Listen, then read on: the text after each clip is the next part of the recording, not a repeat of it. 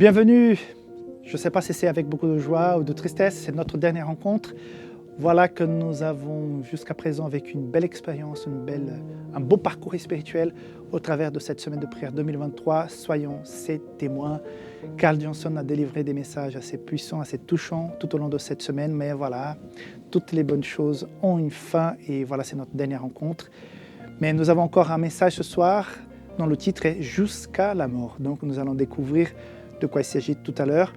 Donc encore une fois, merci beaucoup parce que vous avez été nombreux à nous regarder jusqu'à présent. Merci beaucoup parce que vous avez peut-être liké notre vidéo, partagé le contenu avec vos amis.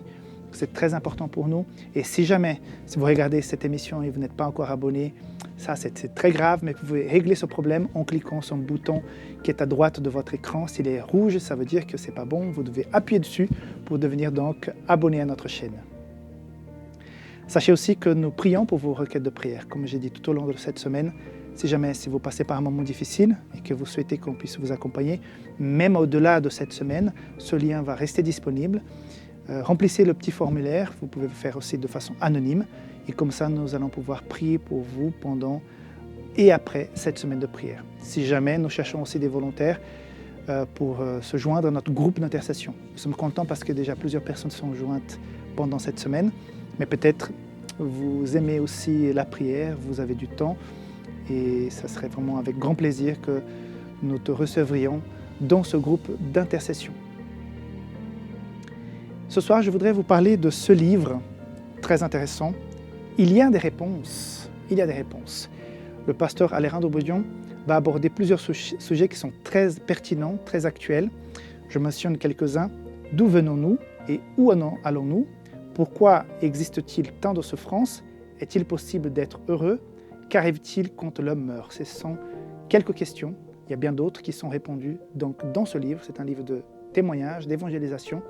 Il est disponible, si vous êtes en Europe, sur notre site publicationadventiste.com ou bien si vous êtes ailleurs dans le monde, dans d'autres continents, vous pouvez visiter notre site safelice.com. Donc, il y a des réponses d'Alejandro Bodion, un livre qui est un prix vraiment accessible et très puissant pour l'évangélisation. Donc, ne ratez pas l'occasion de l'acquérir pour pouvoir peut-être d'abord lire et ensuite l'offrir.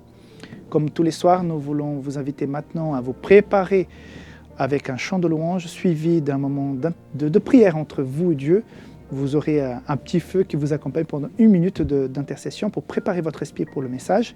Ensuite, le pasteur Carl Johnson va parler donc de ce titre d'aujourd'hui, Jusqu'à la mort, suivi d'un chant de louange. À la fin, on se retrouve pour les remerciements et bien d'autres informations. Donc, bon visionnage et on se retrouve tout à l'heure.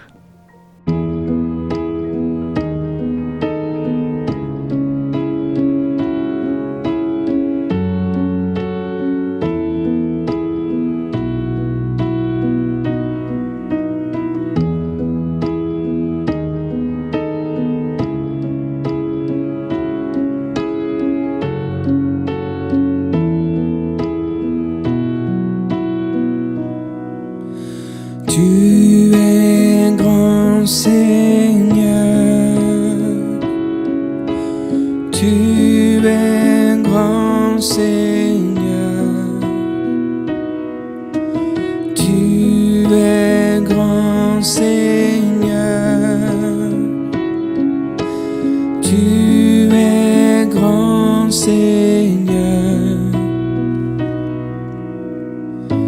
magnifique, digne de louange, tu es grand Seigneur, magnifique, digne de louange, tu es grand Seigneur, tu es grand Seigneur.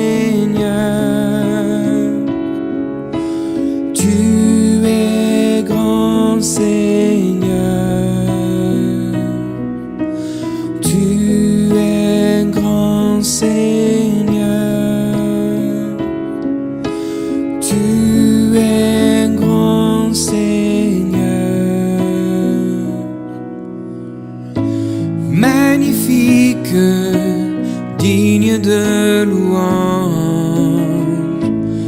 es un grand Seigneur, magnifique, digne de louange. Tu es un grand Seigneur,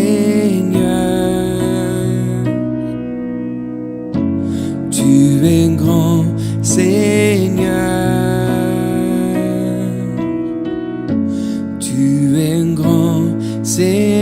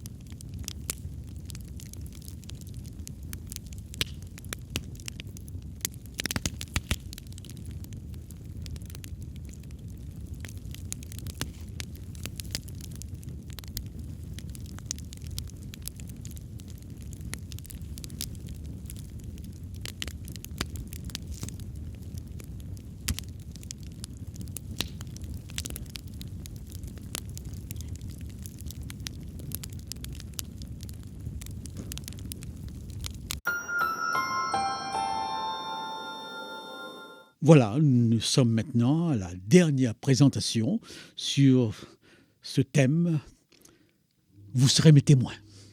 Et le dernier témoin que nous allons voir ensemble, c'est Paul, dans une perspective tout à fait inconnue, parce qu'il est question de Paul, témoin martyr. Nous ne le connaissons pas sous cet angle. Et dans la réalité, en vérité, la Bible ne dit rien à ce sujet. Alors, comment peut-on parler du martyre de Paul ? Nous n'avons qu'une seule source pour nous éclairer, c'est l'esprit de prophétie. Et d'une manière générale, le dernier article, le dernier sujet de la semaine de prière est toujours un sujet présenté par E.G. White, donc inspiré d'un de ses livres. À partir du livre Conquérant Pacifique, eh bien, nous aurons quelques éclairages sur le martyre de Paul. Quand nous pensons à Paul, il faut bien l'avouer, nous avons deux aspects à l'esprit. Premièrement, sa conversion.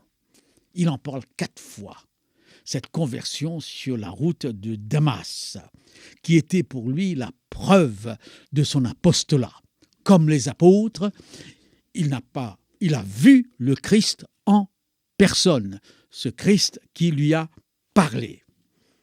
Et disons tout de suite que lorsque nous lisons les épîtres de Paul et que nous bâtissons une théologie de Paul, nous découvrons combien cette expérience de Damas a été sa source d'inspiration. Ces grandes idées théologiques s'inspirent de son expérience. Et on peut déjà dégager une leçon importante. Parler abstraitement des choses divines, c'est possible. Mais parler de Dieu, parler de sa relation avec Dieu à partir d'une expérience représente une force de persuasion particulière. En deuxième lieu, lorsque nous parlons de Paul, nous parlons surtout de ses voyages missionnaires. C'est le plus grand évangéliste qui ait jamais existé. Il a été aussi loin géographiquement que Jésus dans son évangélisation. Paul, était travaillé par l'obligation d'évangéliser. Il disait « je me dois ». Pour lui, évangéliser était une dette, une forme de reconnaissance pour la foi qu'il avait découverte en Jésus-Christ. Oui, dit-il, je me dois. Et il ira même jusqu'à dire « malheur à moi si je n'évangélise pas ». Il était le plus grand évangéliste d'une manière générale.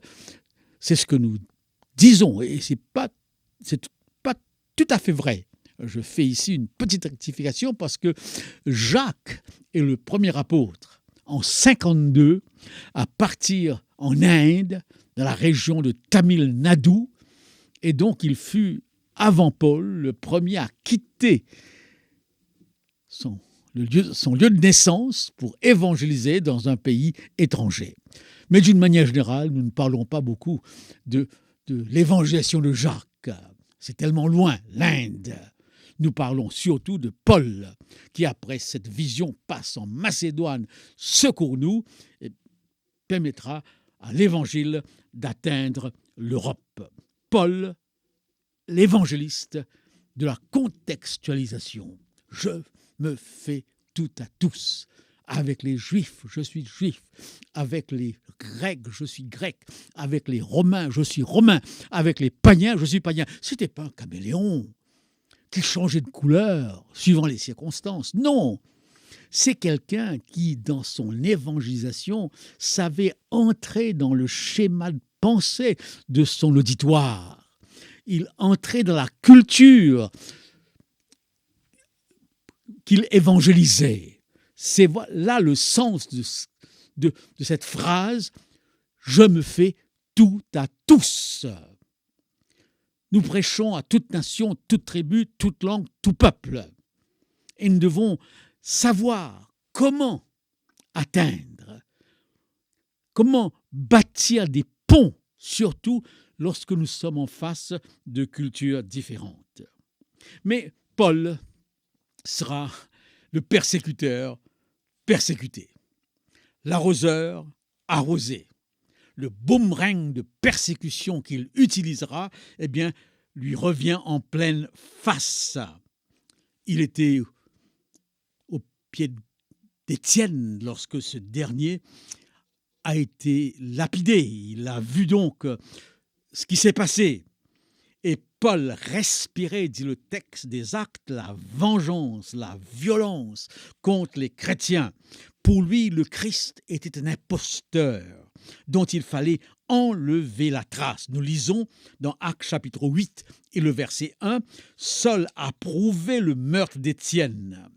Cependant, Saul, respirant la menace et le meurtre contre les disciples du Seigneur, se rendit chez le souverain sacrificateur et lui demanda des lettres pour les synagogues de Damas afin que, s'il trouvait des partisans de la nouvelle doctrine, hommes ou femmes, il les amena liés à Jérusalem. » Et nous comprenons qu'Ananias réagit lorsque Dieu lui demande de recevoir Paul.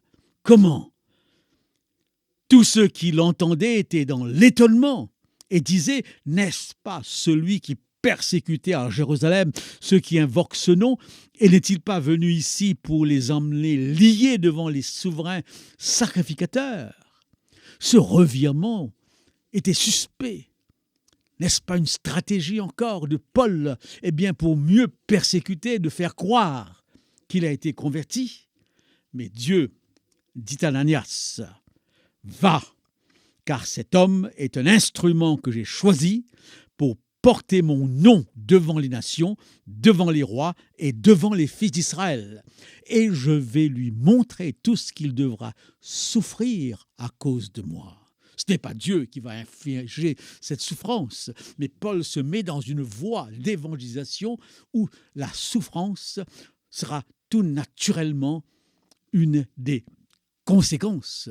D'ailleurs, il en parle. Il parle de cette épine dont il ne connaît pas la nature, qui sera son premier handicap, une épine dans sa chair, dit-il. Et il a prié 3 fois pour que Dieu lui enlève cette épine. Nous ne savons pas exactement de quoi est-il question par cette épine. Est-ce une fièvre contagieuse, une fièvre chronique? Est-ce une maladie des yeux à la suite de sa vision éblouissante sur la route de Damas? Eh bien non, nous ne le savons pas. Mais cette épine dans sa chair était un handicap. Et il dira un peu plus tard, « Je le suis plus encore par les travaux, bien plus par les coups, plus par les emprisonnements, bien plus, souvent en danger de mort. 5 fois j'ai reçu des Juifs, 40 coups moins 1. 3 fois j'ai été battu de verge. 1 fois j'ai été lapidé. 3 fois j'ai fait naufrage. J'ai passé 1 jour et 1 nuit dans l'abîme. Fréquemment en voyage, j'ai été en péril sur les fleuves, en péril de la part des brigands, en péril de la part de ceux de ma nation, en péril de la part des païens, en péril dans les villes, en péril dans les déserts, en péril sur la mer, en péril parmi les faux frères. J'ai été dans le travail, dans la peine, exposé à de nombreuses veilles, à la faim, à la soif, à des jeûnes multipliés, au froid et à la nudité. Et sans parler d'autre chose, je suis assiégé chaque jour par les soucis que me donnent toutes les églises. Qui est faible, que je ne sois faible. Qui vient à tomber, que je ne brûle. Quelle vie! Qui parmi nous pourrait dire qu'il a subi toutes ces choses? Et en fin de compte, il va mourir martyr. Il sera exécuté. Mais ici, je voudrais ouvrir une parenthèse. Nous avons, en tant qu'adventistes, me semble-t-il, ce que j'appellerais une théologie de réaction. Nous réagissons automatiquement, tout naturellement, épidermiquement, contre la théologie catholique lorsque cette théologie s'oppose à nous. Dans le catholicisme, on parle énormément de Marie. Elle occupe une place centrale. C'est la mariologie ou la mariolatrie. Mais nous n'en parlons pratiquement jamais de Marie. C'est rare que nous avons un sermon sur Marie. Et pourtant, elle est bénie entre toutes les femmes. Si Jean-Baptiste est le plus grand des prophètes parce qu'il a préparé la voie de Jésus-Christ, qu'il a baptisé Jésus-Christ, Marie l'a porté pendant 9 mois. Marie a été celle qui l'a éduqué, qui l'a permis, n'est-ce pas, de parfaire sa formation d'éducation, d'instruction. Et Marie sera discrètement, d'une manière effacée, à côté de son fils jusqu'à la croix. Et participera même à la souffrance de son fils. Une épée te transpercera l'âme, lui avait dit Siméon. Eh bien oui, nous ne parlons pas de Marie. Et nous ne parlons pratiquement jamais des martyrs. La martyrologie est une science, c'est un discours, est un traité sur les martyrs. Dans l'Église catholique, eh bien, on en parle énormément. C'est un sujet.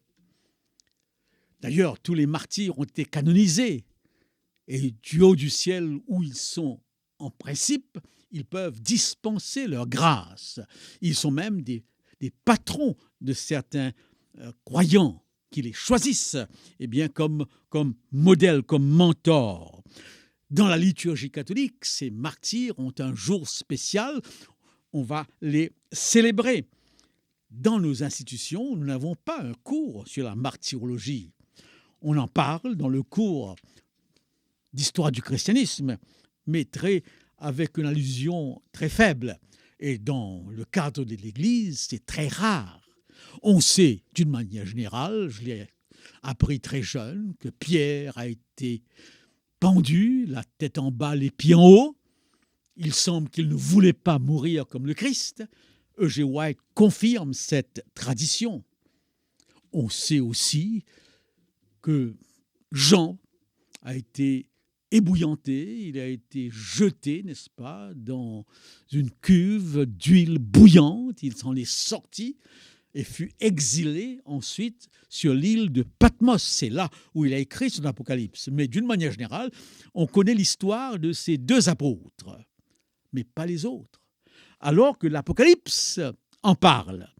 Je lis dans Apocalypse 17:6, « Et je vis cette femme ivre du sang des saints et du sang des témoins de Jésus. Et en la voyant, je fus saisi d'un grand étonnement.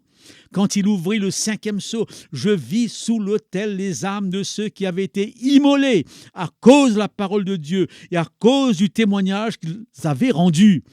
Ils crièrent d'une voix forte en disant « Jusque à quand, Maître saint et véritable, tardes-tu à juger et à tirer vengeance de notre sang sur les habitants de la terre ?» Ce texte concerne les martyrs chrétiens durant ces 10 années de persécution romaine, commençant avec Dioclétien, continuant avec Domitien et avec Néron et les autres.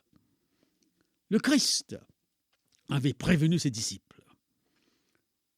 Nous lisons dans Matthieu 10, 17, 18, 21, 23, « Mettez-vous en garde contre les hommes, car ils vous livreront aux tribunaux. Ils vous battront de verges dans leurs synagogues. Vous serez menés à cause de moi devant les gouverneurs et devant les rois pour servir de témoignage à eux et aux païens. Le frère livrera son frère à la mort et le père son enfant. Les enfants se soulèveront contre leurs parents et les feront mourir. Quand on vous persécutera dans une ville, fuyez dans une autre. Je vous le dis en vérité, vous n'aurez pas achevé de parcourir les villes d'Israël que le Fils de l'homme sera venu. » Et les apôtres ont tous connu et avec exactitude ces déclarations de Jésus. Comment sont morts les apôtres? Eh bien oui, nous avons des traditions à ce sujet qui sont assez bien établies. Jacques, fils d'Alphée, était le chef de l'église de Jérusalem. Il a été jeté du promontoire sud-est du temple, haut de 30 mètres. Il a survécu et a été battu à mort avec des bâtons par ses ennemis. Satan avait conduit Jésus sur ce même promontoire pour le tenter. André est mort crucifié après avoir évangélisé autour de la mer morte. Les témoins racontent qu'André aurait déclaré en voyant la croix « J'ai longtemps désiré et anticipé cette heure. La croix a été consacrée par le corps du Christ, pendu à la croix. » Il a continué à prêcher à ses tortionnaires pendant 2 jours avant de mourir. Jacques, fils de Zébédée, a évangélisé l'Espagne. Il est le premier apôtre à mourir martyr, décapité à Jérusalem. Philippe a évangélisé l'Asie mineure. Il est mort lapidé et crucifié, la tête en bas, en Phrygie. Barthélemy a évangélisé l'Arabie et la Mésopotamie. Il a été flagellé, écorché, vif, crucifié, puis décapité. Thomas a évangélisé l'Inde et formé une première communauté chrétienne à laquelle il appartenait des personnes de la famille royale. Il est mort transpercé par une lance commandité par un brahmane. Matthieu a évangélisé l'Éthiopie, il est mort tué par l'épée. Jude Thaddée a évangélisé la Perse, la Mésopotamie et d'autres pays arabes, il aurait subi le martyre en Perse. Simon, le Zélote, a évangélisé la Perse, l'Égypte et les Berbères, il a été découpé et scié. Tous ont répondu à l'appel de Jésus-Christ et tous ont été martyrisés. Et Paul va subir la même chose. Et disons tout de suite qu'il va lui-même précipiter sa mort, car devant Félix le gouverneur, devant Festus le nouveau gouverneur, devant Agrippa le roi, il sera en procès devant tous ces hauts personnages, il va faire appel à César. Et en tant que Romain, lorsqu'on fait appel à César, on doit être jugé à Rome. Si j'ai commis, dit-il, quelque injustice ou quelque crime digne de mort, je ne refuse pas de mourir. Mais si les choses dont il m'accuse sont fausses, personne n'a le droit de me livrer à eux, j'en appelle à César. Le roi, le gouverneur, Bérénice, et tous ceux qui étaient assis avec eux se levèrent. Et en se retirant, ils se disaient les uns aux autres, « Cet homme n'a rien fait qui mérite la mort ou la prison. » Et Agrippa dit à Festus, « Cet homme pouvait être relâché s'il n'en eût pas fait appel à César. » Et vous savez que Paul s'attendait à cela. Déjà, un prophète était venu et avait pris la ceinture de Paul, s'est lié les pieds et les mains avec cette ceinture et avait déclaré dans Actes 21, 11, « Voici ce que déclare le Saint-Esprit. L'homme à qui appartient cette ceinture, les Juifs le lieront de la même manière à Jérusalem et le livreront entre les mains des païens. » Donc, Paul était prévenu. Et il dira, « Je ne fais pour moi-même aucun cas de ma vie. comme si elle m'était précieuse, pourvu que j'accomplisse ma course avec joie et le ministère que j'ai reçu du Seigneur Jésus d'annoncer la bonne nouvelle de la grâce de Dieu. Et maintenant, voici, je sais que vous ne verrez plus mon visage. Vous tous, au milieu desquels j'ai passé en prêchant le royaume de Dieu. Eh bien oui, il a fait appel à César, il ira à Rome, et c'est à Rome qu'il sera exécuté. Sa mort avait été annoncée, il était prévenu et il était préparé. Alors, comme je vous l'ai dit au départ, dans le texte des Actes des Apôtres, nous savons que Paul est arrivé à Rome, en bateau, avec des prisonniers. Mais il a reçu la grâce, la permission, non pas d'être enfermé avec les prisonniers, d'habiter une maison particulière où il pouvait recevoir ses amis, où il pouvait continuer à prêcher. Et en effet, durant les 2 années qu'il passera à Rome, Paul sera l'objet parfois de mépris, sera l'objet de menaces de la part d'une catégorie des Juifs qui venaient le voir, mais il va convaincre beaucoup d'autres. Il pouvait recevoir des visites. Il avait, dit Madame White, le droit de prendre un avocat pour sa dépense. Et c'est là que nous apprenons, au travers du livre Conquérant Pacifique, qu'il a comparu devant Néron. Il a comparu devant Néron. Et Néron, nous le savons par l'histoire, Mme E.G. White le confirme, avait un nom qui faisait trembler le monde entier. Son regard menaçant était plus redoutable que la peste. La foule et les juges le considéraient avec étonnement, c'est-à-dire Paul. Ils avaient assisté à maintes procès et à l'interrogatoire de plus d'un criminel, mais ils n'avaient jamais vu un homme refléter une paix aussi grande que celle de ce prisonnier. La paix que reflétait Étienne, Paul va aussi la refléter. Nous n'avons aucune description de la mort de Paul. Et E.G. White nous en parle, mais en partant de ces versets où il parle de la mort. Vous connaissez bien ces versets, car pour moi, je sers déjà de libation, dit-il, et le moment de mon départ approche. J'ai combattu le bon combat, j'ai achevé la course, j'ai gardé la foi. Désormais, la couronne de justice m'est réservée. Le Seigneur le juste, le juge, me le donnera dans ce jour-là, et non seulement à moi, mais encore à tous ceux qui auront aimé son avènement. Paul fera face à la mort, face au martyr, face à son exécution, eh bien, avec calme. Et je pense, en terminant, à 2 autres martyrs, et je voudrais vous rappeler ces 2 noms. Lisez sur Google, cliquez sur Google le nom de Blandine de Lyon. Elle n'avait que 17 ans. Elle a été jetée dans les arènes. Elle a été exposée à tous les sévices possibles. Oui, les Romains avaient inventé des sévices de torture. C'est extrêmement impensable, tout ce que les hommes peuvent inventer pour torturée. Blandine a connu toutes les sévices et elle tenait ferme, elle ne mourait pas.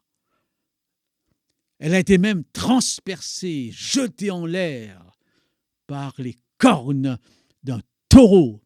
Et finalement, voyant qu'elle résistait, on l'a exécutée.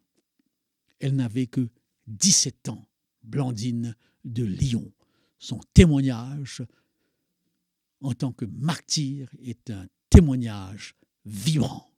L'autre, sur lequel on a énormément de descriptions, c'est un certain Polycarpe, contemporain de Saint Jean.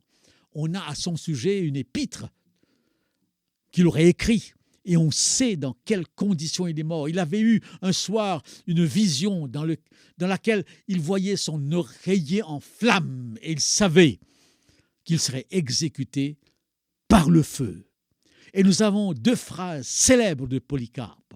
Il disait à ses bourreaux, notre sang est une semence. Plus vous nous tuez, plus nous grandissons. Constantin le commandera. Et il aurait dit aussi, lorsqu'on lui demandait d'abdiquer, de trahir sa foi, il aurait dit, mais pourquoi voulez-vous que je le fasse? Celui en qui j'ai mis ma confiance m'a jamais trompé. Voilà 80 ans que je le sers, il m'a jamais fait de mal. Pourquoi voulez-vous que je le trahisse? Il continuait, face à la mort, à argumenter avec ses bourreaux. Et finalement, ils l'ont brûlé vif. Paul, Blandine de Lyon, Polycarpe et tous les autres apôtres ont continué à témoigner jusqu'à leur dernière goutte de sang, jusqu'au dernier coup qui tranchait leur tête. Ils étaient fidèles jusqu'à la mort. Et je comprends très bien ces phrases de Paul lorsque j'apprends comment sont morts tous ces martyrs. Christ est ma vie, la mort m'est un gain. J'ai hâte de mourir et d'être avec Christ. Il savait que sa vie était cachée en Christ, qu'il était dans la pensée de Dieu et la mort ne l'effrayait pas. Paul, martyr. Tous ces témoignages que nous avons vus durant toute cette semaine dans différents aspects nous ont inspirés, nous ont édifiés et nous ont montré combien le témoin véritable est prêt d'aller jusqu'au bout. Sommes-nous de vrais témoins? Pouvons-nous témoigner dans toutes les circonstances? Et s'il fallait, suivant nos prévisions eschatologiques, de passer au travers de la mort et du glaive, tiendrons-nous le coup? Ne précipitons pas les choses. Soyons fidèles aujourd'hui. Demain se trouve entre les mains de Dieu. Il a tout quitté, de vastes mers de verre pour un désert.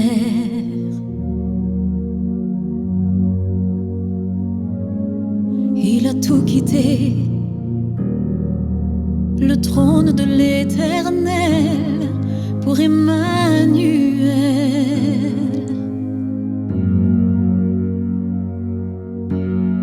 L'infini enserré dans les craintes d'humanité, qu'elle puisse approcher.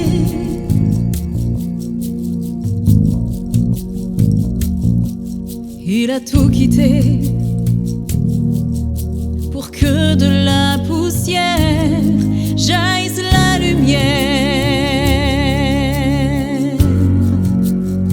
que tombent les frontières entre ciel et terre, qu'au son des prières se fendent les mers, que tombent les fers de toutes les guerres, que d'un cœur désert s'écoule une rivière.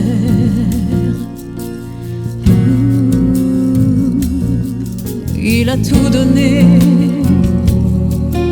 pour que l'aveugle voie et que l'on croit.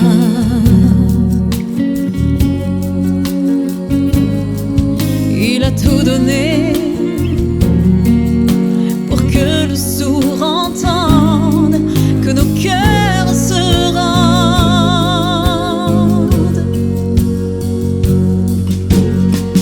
pour relever ceux qui dorment en silence et que notre âme danse.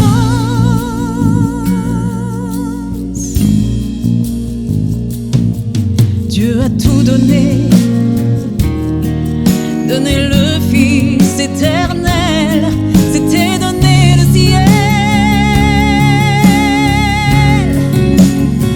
Que tombent les frontières entre ciel et terre, qu'au son des prières se fendent les mers, que tombent les fers de toutes les guerres, que d'un cœur désert la haine meurtrière, le déni d'un frère, il a vidé cette coupe amère. Quand ils ont cloué ses mains et ses pieds, il n'a rien dit pour ne pas nous perdre. Le voile est déchiré, tout est terminé, l'agneau parfait a tout pardonné, pour qu'au fond des cœurs naisse une lueur.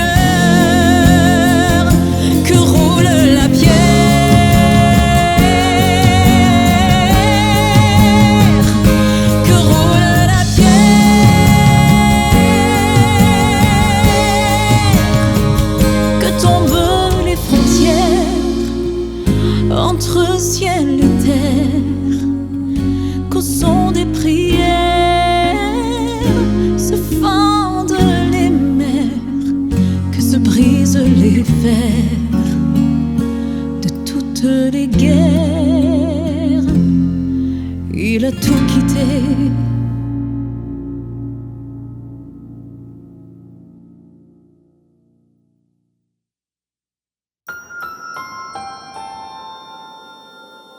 Eh bien voilà, la semaine est finie.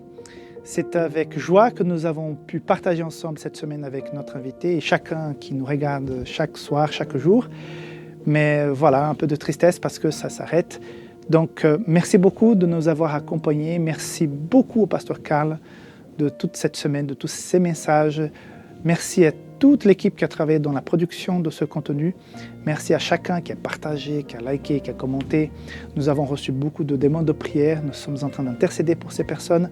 Merci aussi à ceux qui sont joints à notre groupe d'intercession. Vous êtes merveilleux. Merci de ce temps que vous accordez donc à l'intercession.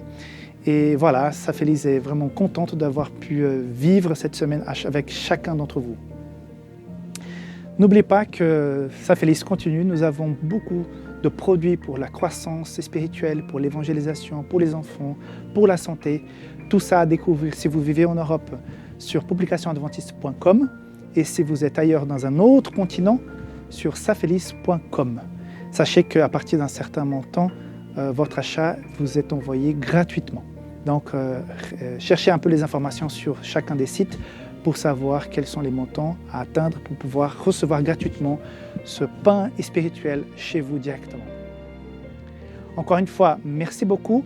N'oubliez pas de continuer à partager ce contenu avec d'autres personnes, de se joindre donc à nos groupes de diffusion. Vous allez voir en bas de cette vidéo que vous avez un groupe WhatsApp pour recevoir toutes les nouveautés que nous produisons. Et donc, merci beaucoup. À tout bientôt sur notre chaîne Safelis Français et que Dieu vous garde. Bye bye.